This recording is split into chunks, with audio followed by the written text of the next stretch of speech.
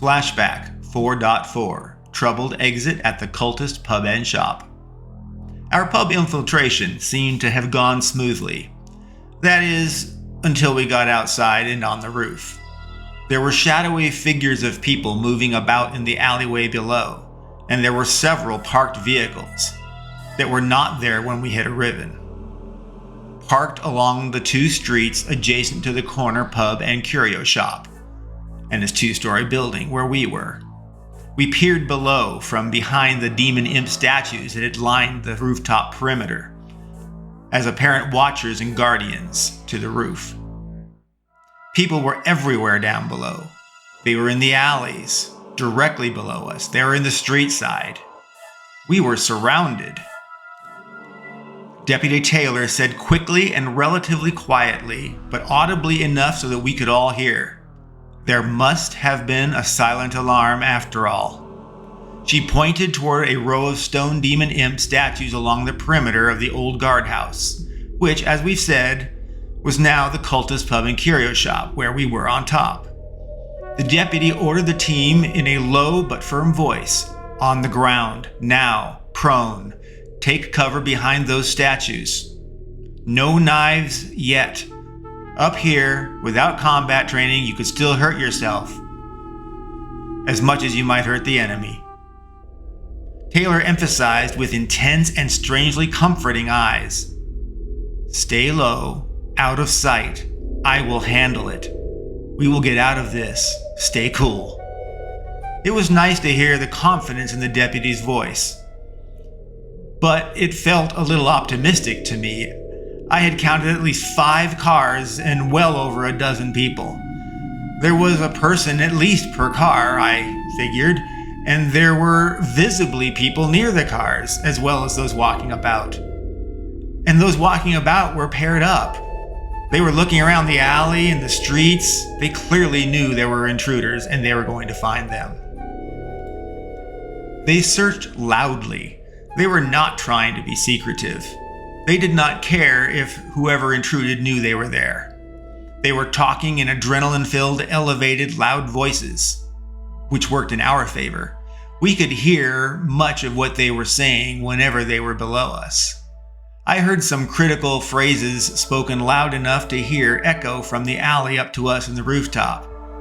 "Listen, the alarm did not set itself off. Someone's here." And "The cameras went dark. Now we know why. Someone hit them with black paint." And we know when they did it because we got the timestamps on the security video. Brocco's on that right now. Make sure every floor is searched. Watch for anything taken, broken. Use your radio if you see anything. Take down whoever you find, no matter what. However, you gotta do it. They were all very ominous words and messages. From their conversations, we deduced we were outnumbered. There were at least 3 or 4 of them for each of us. We were in physical, very real danger. They were not going to hold back from hurting us.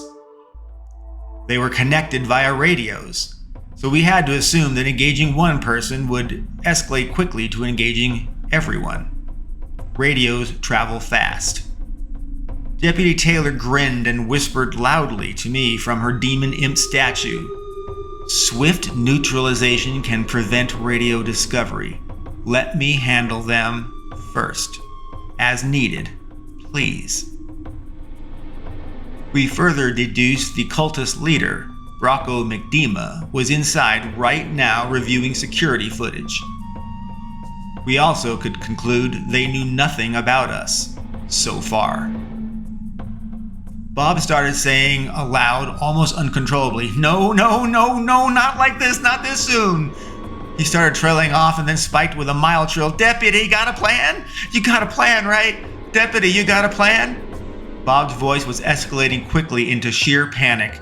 Bob was spiraling in his panic, and it was going to affect all of us. Katie was frozen in fear. Her head leaned against the rooftop stone imp that was concealing her and offering protection. But she was afraid. She had never been in direct threat like this. Her encounter with Aaron Graywell was more like a witness for her to my being beaten into a heap, of course. But this was much scarier because Katie herself was in direct, immediate threat. Katie felt as if her life was in jeopardy, even more likely that she might die than live. Her adrenaline translated into, for her, paralysis in that moment. Her body was prone, flat on the ground, head against the stone imp, its mini rooftop gargoyle her only protection. She was silent, waiting for something to happen, or someone to tell her what to do. Deputy Andrea Taylor was in her element. It was like a slumbering powerhouse within her had been activated. She scanned all around. I could see her do a head count of us, making sure we were all present and accounted for and in safe position. I noted how she leaned into the demon imp, rolling her head sides to side, just enough so that she could see across and down the rooftop with minimal exposure. The hero and protector in me was trying to kick in. It didn't matter that I might get hurt or even killed. I was born to help and protect others. And just like my challenging those murderous people and the thug Aaron Graywell in my imagined fantasies, albeit, well, maybe quite unwise, I had to act as a defender for the team right now, in the moment. I looked to the deputy. What can I do? I'm thinking about... The deputy held her hand to her lips to shush me. She held her hand at mouth level and lowered it to her boots while she said, "Quiet." Her gestures were surprisingly very clear and very effective. She was saying, "Stop talking right now, lower your voice when you talk." She crawled over to me. "Richard, we are surrounded. I can take 2 or 3 at a time, most likely, if I do not use lethal force. If I use lethal force, I think I can take them all out, carefully, systematically, before they can call for reinforcements, or even local police, seeing as we did break into their business." The deputy crawled prone over to Bob. She looked closely into his eyes.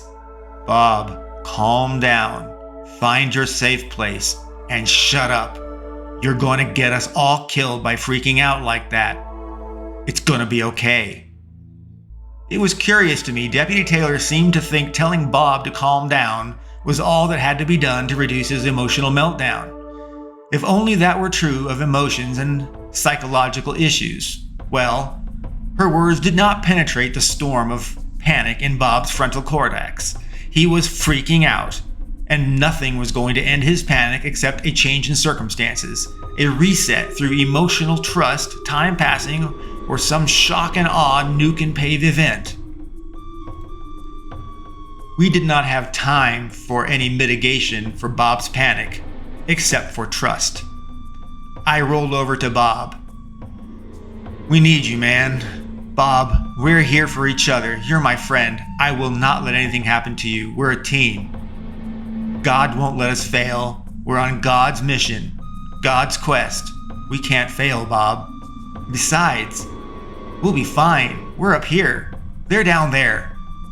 We know where they are and they don't know where we are. We have the advantage, Bob." Taylor looked over and nodded with a thumbs up that we have an advantage. Whether it was the projected confidence that distracted Bob, or the discussion that we had, or whether he actually began to believe in the things were going to work out. But he started to calm down enough so that he could just freeze in place, like Katie had, next to an imp, and no longer screaming in terror.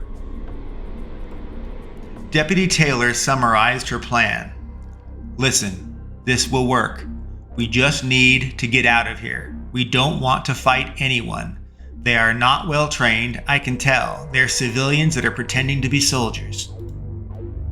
Richard, you go to an imp street side, over the front of the building. We saw an imp fall earlier, so we know they're loose and can fall.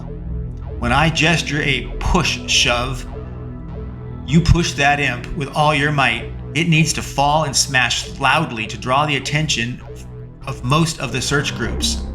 If you can, Richard, push a few imps off the roof, but do it all very fast. we will need to move fast ourselves on the roof. Once you've dropped the imp, I will open the roof door and slam it several times loudly. We want them to hear the roof door and come up after us. But they will be either inside or in the front checking out the loud, crashed imp. They will come fast to the roof. So as the imp falls, I need you to run over and drop the fire escape ladder. And then, Bob, Katie, and you get down that ladder and you run like hell. You find Tiny and you all go. If I'm there, I'll go with you. If I'm not, just trust that I got this. And I will see you for breakfast in the hotel.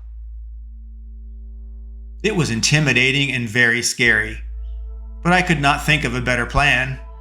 I imagined jumping down to surprise them and fighting them all, but objectively, I would more likely jump down, hurt myself, break a leg, and they would just walk up and catch me or worse. Perhaps we could dash through the building and no one would be able to stop us. But I did not have any other great ideas. It seemed to me it was this: classic, fight or flight. And fight was seemingly off the table for us, at least if it was ever on the table. Crawling and rolling between Taylor, Katie, and Bob, I confirmed the plan with everyone. On Andrea's shove gesture, the plan would start.